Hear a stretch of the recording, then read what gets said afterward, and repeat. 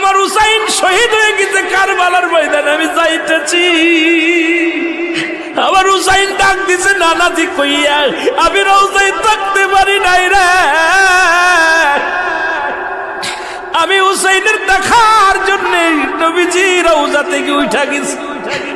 আলেমরা সর।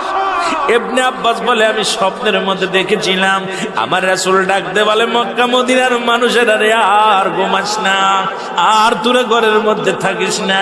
আমি নবী রওজায় ঘুমাইতে পারি নাই, কান্না সহ্য করতে পারি নাই। ওদিন আমিও ফাতেমার নদীও না আমি সহ্য করতে পারি। আমার হুসাইন যখন ডাক দিয়েছিল না নাজি ইয়া মুহাম্মাদ ইয়া মুহাম্মাদান কই যেদিন ডাক দিয়েছিল রে, সেদিন আমি নবী রওজা থেকে পাগলের মতো উঠে কারবালা পর্যন্ত চলে গিয়েছিলাম।